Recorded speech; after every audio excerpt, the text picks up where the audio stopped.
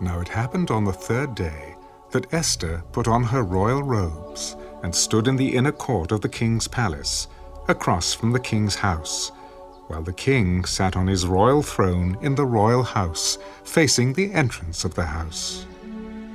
So it was, when the king saw Queen Esther standing in the court, that she found favor in his sight.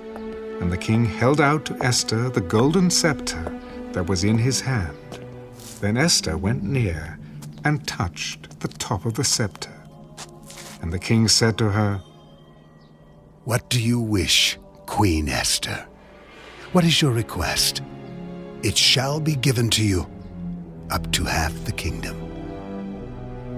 If it pleases the king, let the king and Haman come today to the banquet that I have prepared for him.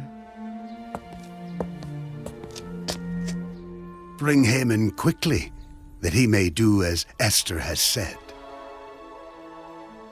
So the king and Haman went to the banquet that Esther had prepared. At the banquet of wine, the king said to Esther, "What is your petition? It shall be granted you. What is your request? Up to half the kingdom. It shall be done."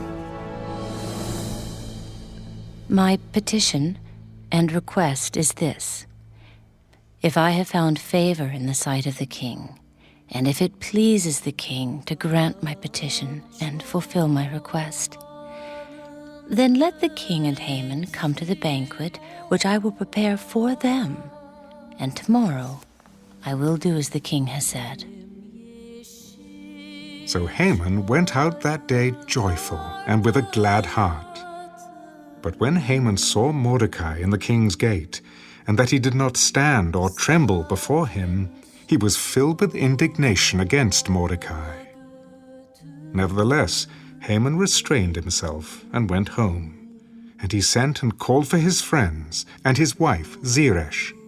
Then Haman told them of his great riches, the multitude of his children, everything in which the king had promoted him, and how he had advanced him above the officials and servants of the king.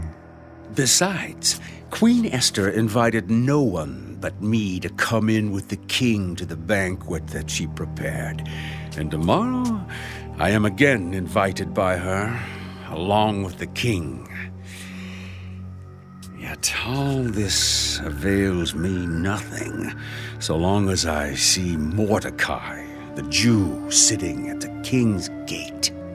Then his wife Zeresh and all his friends said to him, "Let a gallows be made, 50 cubits high, and in the morning suggest to the king that Mordecai be hanged on it. Then go merrily with the king to the banquet." And the thing pleased Haman. So he had the gallows made.